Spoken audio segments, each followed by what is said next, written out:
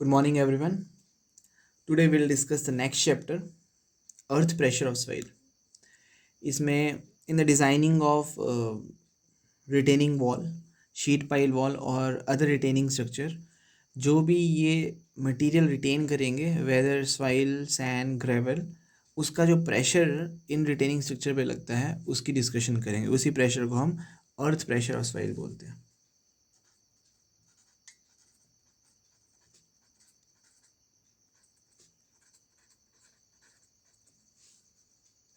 Earth pressure of soil.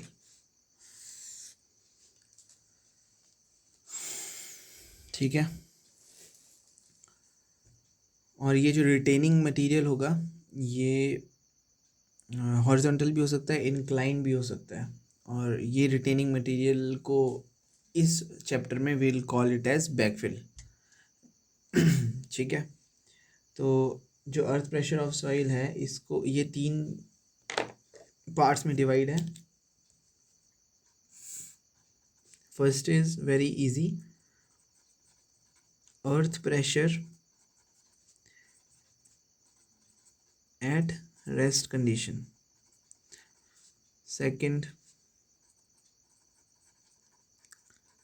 earth pressure at active stage. और third is earth pressure at passive stage.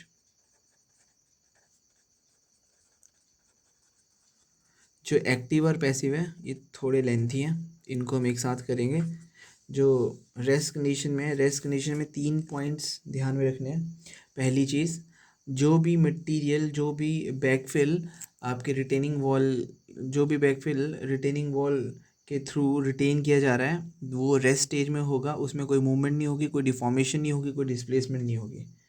उसमें उसके through जो भी pressure, उस बैकफिल के थ्रू जो भी प्रेशर आपके रिटेनिंग वॉल में लग रहा है उसको हम उसी को हम अर्थ प्रेशर एट रेस्ट कंडीशन बोलेंगे. ठीक है.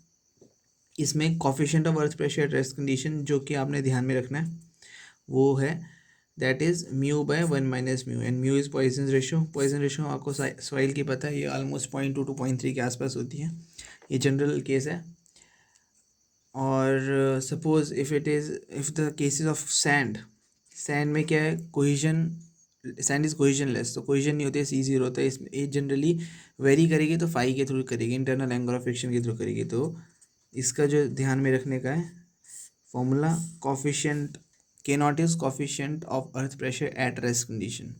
ठीक है, ये ध्यान रखना है. के नॉट इज़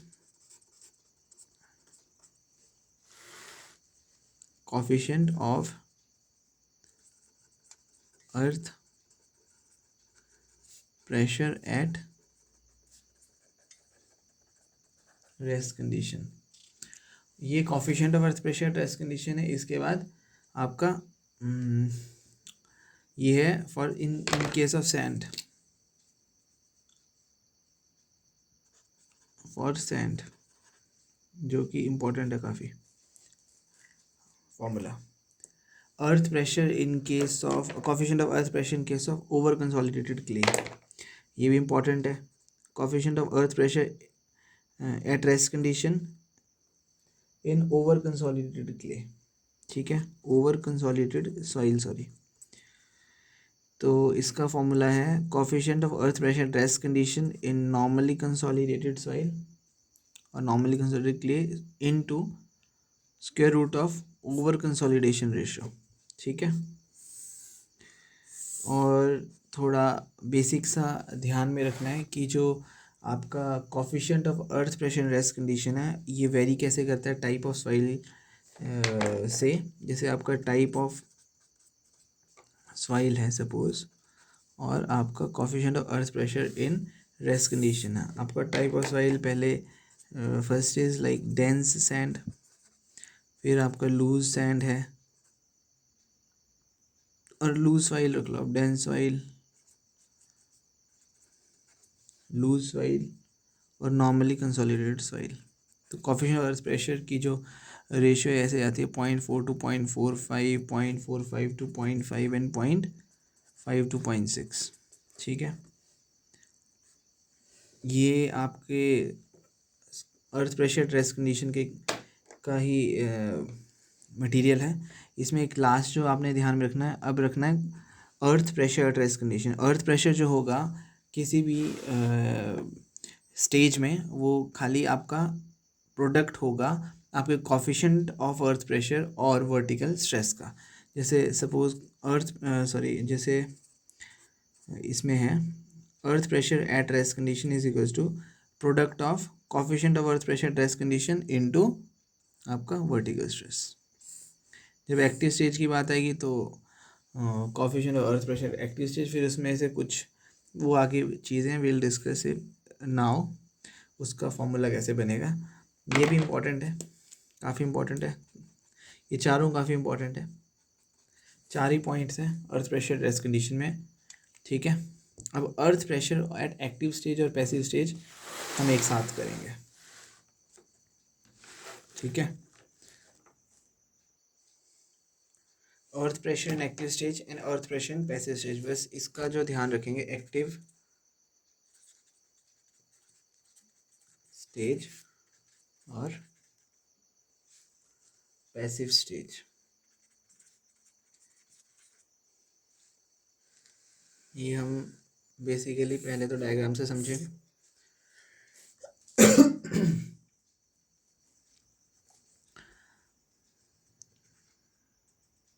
ये आपका रिटेनिंग स्ट्रक्चर है सपोज, जो कि बैकफिल को रिटेन कर रहा है, ठीक है। जो भी यहाँ पे चीज़ होगी that will be called as backfill, इसको हम बैकफिल बोलेंगे।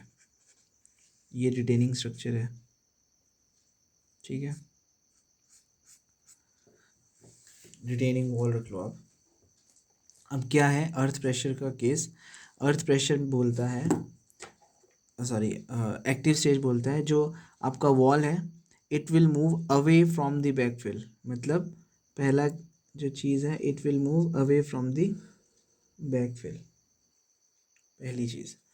तो उसी का अपोजिट होगा it will move away from the backfill, इसी का अपोजिट होगा पैसिव स्टेज में the wall will move toward the backfill, पहला डिफरेंस। दिस इज, ये भी आपका ग्राउंड लेवल ही है, ठीक है। इसमें तो वॉल है it will move toward the backfill, ये आपका सारा बैकफिल है।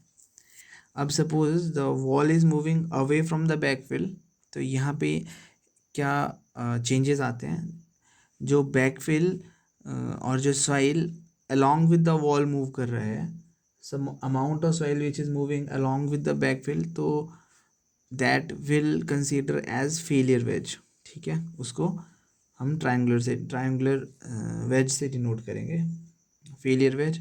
अब उस फेलियर वेज का नेचर कैसा है, इट इज़ मूविंग, जो failure wedge it is moving inward and toward the backfill, है ना। Failure wedge is moving inward क्योंकि वॉल आपका अवे फ्रॉम द बैकफिल जा रहा है, तो जो वेज है ये भी इधर को ही मूव करेगा, it will move along with the backfill.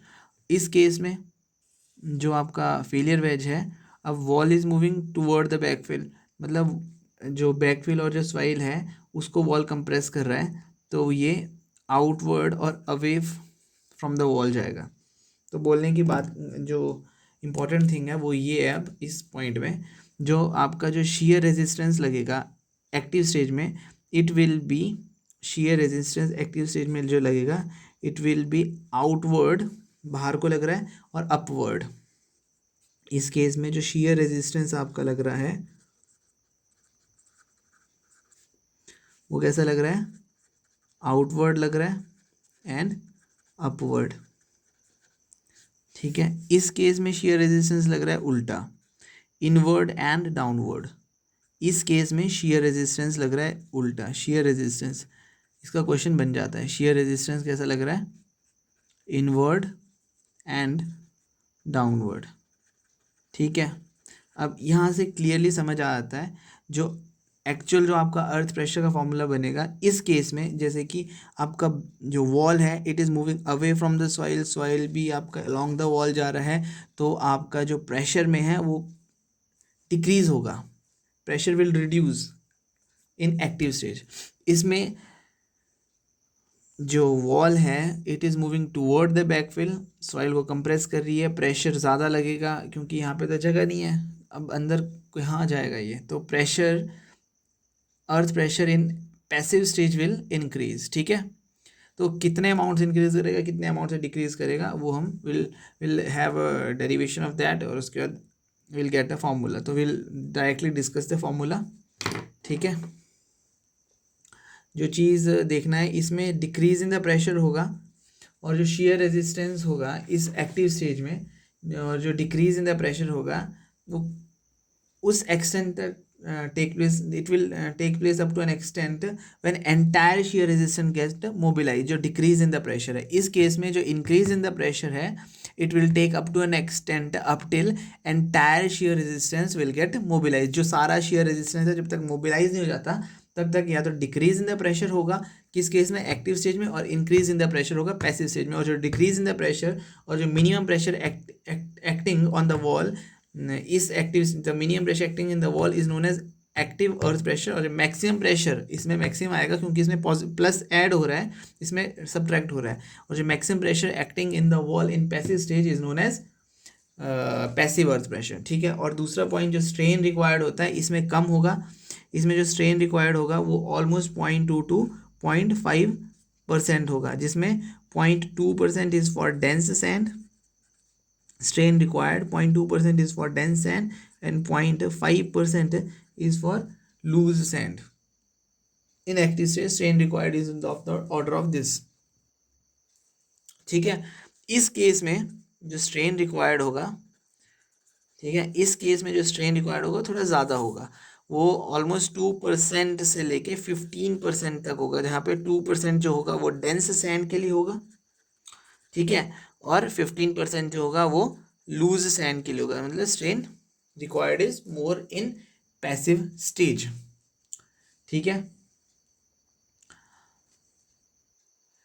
ये थी आपकी बेसिक डिस्कशन एक्टिव और पैसिव स्टेज के बारे में। ठीक है, हाँ, और एक और चीज़ एक्टिव स्टेज और पैसिव स्टेज के रिगार्डिंग है, जिसमें coefficient of earth pressure in active stage होगा, जैसे इन passive stage it was 1 minus mu by 1 minus mu, है ना। इस केस में coefficient of earth pressure in active stage मतलब के ए से will denoted by K A, it will be 1 minus sine five by 1 plus sine five. Very very important formula जो कि 1 mark मतलब normally पूछे जाते हैं, बहुत बेसिक फॉर्मूलाज। इसमें coefficient of earth pressure in passive stage में उल्टा हो जाएगा और रेसिप्रोकल हो जाएगा 1 plus sine five by 1 minus sine phi. ठीक है, हॉरिजॉन्टल सपोर्ट में जो ये प्रोडक्ट होता है के ए और के पी का, इट इज़ इक्वल्स टू, देखो अपोजिट है ना, सॉरी रेसिप्रोकल है, तो इसका मतलब K A into K P will be equals to 1। Important note. ठीक है, और दूसरी चीज़ ये था coefficient of earth pressure in active stage, coefficient of earth pressure in passive stage. ये है coefficient, K A denotes coefficient of earth pressure in active stage, K P denotes coefficient of earth pressure in passive stage. और earth pressure जो आएगा it is a product of coefficient of earth pressure इधर in rest condition, active stage और passive stage multiply by the vertical stress. ठीक है, पहले चलो ये let me to write it, coefficient of earth pressure in, ठीक है, coefficient of earth pressure in active stage। ठीक है, अब देखिए इसके बाद ये वैसे ही पैसिव जो coefficient of earth pressure in passive stage हो जाएगा ये। अब अर्थ प्रेशर हमने निकालना होता है, अर्थ प्रेशर इसका भी बहुत इंपॉर्टेंट फॉर्मूला होता है, P A passive earth pressure in active stage, product of coefficient of earth pressure in active stage multiply by vertical stress. ठीक है, अभी वर्टिकल स्ट्रेस का भी ध्यान रखना, जैसे जैसे हम आगे केसेस करेंगे ड्राई केस में, अब जो सबमर्ज केस में आएगा तो सबमर्ज केस में हमने सारा डिस्कशन किया है इफेक्टिव अर्थ प्रेशर का, उसी का थोड़ा एडवांस वर्जन है ये वाला चैप्टर। ठीक है, जनरली हमारा कोहेजन लेस केस में सिर्फ इतना सा होता है। जब हम डिराइव करते हैं पूरा फॉर्मूला, अगर हम कोहेजन लेस केस के लिए करेंगे तो इतना सा फॉर्मूला आएगा। जब हम कोहेसिव सॉइल के लिए करेंगे तो उसमें क्या हमने क्या पढ़ा तब से लेके जो हमने डायग्राम में पढ़ा कि इसमें जो है हमारा प्रेशर डिक्रीज होता है, इसमें मिनिमम प्रेशर होता है, इसमें हमारा प्रेशर इंक्रीज करता है बाय सम अमाउंट। अब किस अमाउंट से डिक्रीज कर रहा है, किस अमाउंट से इंक्रीज कर रहा है, वही यहाँ पे -2c√KA। इसमें अर्थ प्रेशर एट पैसिव स्टेज का जो फॉर्मूला बनेगा वो बनेगा Kp × σV किस अमाउंट से A इंक्रीज कर रहा है 2c√Kp। बस यही दो फार्मूलाज हैं, काफ़ी इंपॉर्टेंट। ये मैंने फार्मूला कोहेसिव का भी लिख दिया। जब नॉन कोहेसिव होगा आपने ये, और कोहेजन लेस सॉइल होगा ये आपने कंसीडर ही नहीं करना है। जब कोहेसिव सॉइल होगा तो ये कंसीडर करना है, दोनों का इसी में समझ लो, ठीक है। इसके बाद रैंकाइन ने थ्योरी दी थी अपनी, रैंकाइन की अर्थ प्रेशर थ्योरी थी जिसके कुछ पर्टिकुलर 5 एजम्पशन है, ठीक है।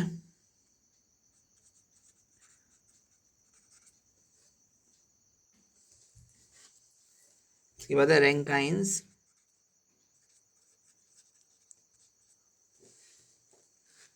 अर्थ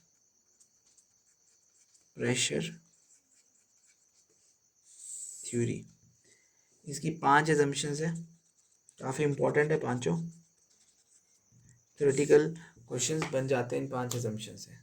फर्स्ट एजम्पशन जो कि डार्सीज लॉ में भी थी, जो कि पीछे बहुत सारे कूलम्स की थ्योरी में थी, वेज कूलम्स की थ्योरी में थी, फिर मोहर्स की थ्योरी में थी एजम्पशंस वो सारी, टेरेज़ागी की थ्योरी में थी जब हमने कंप्रेसिव लिटर कंसोलिडेशन पढ़ा था। Same first theory is almost same in all these assumptions. वो है soil is homogeneous, isotropic, elastic, semi-infinite, dry and cohesionless. Soil is homogeneous, isotropic, elastic, semi-infinite, dry and cohesionless soil, ठीक है, cohesionless।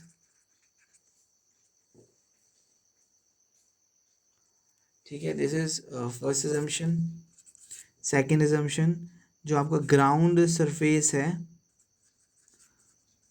वो ground surface is horizontal and inclined, दोनों हो सकता है, horizontal भी हो सकता है, इंक्लाइंड भी। ग्राउंड सरफेस इज आपका जो रिटेन्ड मटेरियल है, जो आपका बैकफिल है, retained by the retained structures, ठीक है। थर्ड एजम्पशन इज जो आपका फेस ऑफ द वॉल है, it is in contact with the backfill और ये वर्टिकल होगा और स्मूथ होगा। Face of the wall, face of wall is vertical and smooth. और फोर्थ एजम्पशन है soil is in the state of plastic equilibrium. Plastic equilibrium मतलब in the verge of failure, ठीक है। Soil is in the state of plastic equilibrium, मतलब on the verge of plastic equilibrium, on the verge of failure. और जो fifth assumption है वो है rupture, जो सरफेस है आपका वो प्लानर है। Fifth is rupture surface is planar, ठीक है।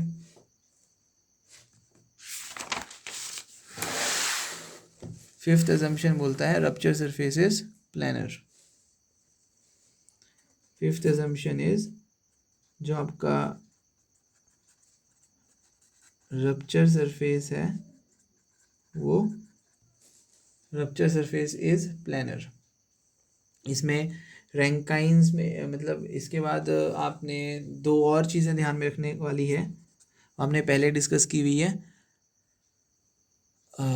शेयर स्ट्रेंथ ऑफ सॉइल में। मोहर्स की इक्वेशन है one of the most important equation which is σ1 = σ3 tan square 45 + 5/2 + 2c tan 45 + 5/2। ठीक है, ये वाली क्वेश्चन भी यूज़ हो जाती है। और एक और इक्वेशन है जो कि कोहेजन लेस वाइल में यूज़ होती है। कोहेजन लेस वाइल क्या है, sigma 3 tan square 45 + 5/2। Cohesionless मतलब कोहेजन इज ज़ीरो, ये ज़ीरो होगा तो ये वाली इक्वेशन यूज़ होगी व्हेन कोहेजन लेस वाइल के लिए ये इक्वेशन है। और जनरल लेस सॉइल, जनरल ये use stress relationship of the soil Mohr's की इक्वेशन यूज़ होती है। ठीक है, अब इसके बाद हम डिस्कस करेंगे कुछ cases that will be in वो एक्टिव स्टेज के लिए भी होगा, पैसिव स्टेज के लिए भी होगा, कोहेजनलेस सॉइल के लिए भी होगा, कोहेसिव सॉइल के लिए भी होगा। बेटर होगा कि सारे एक साथ ही डिस्कस हो जाए। हम एक बेसिक सा केस करेंगे, फर्स्ट केस, उसको अपने उसको सभी में करेंगे। ठीक है,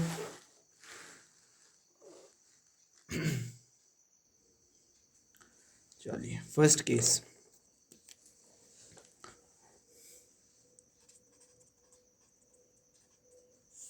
case one is for dry या मॉइस्ट सॉइल का। ठीक है, इसको दो पार्ट में डिस्ट्रीब्यूट कर लेते हैं। ये कोहेजन लेस सॉइल का हो जाएगा, कोहेजन लेस सॉइल, और ये कोहेसिव सॉइल का हो जाएगा। ठीक है,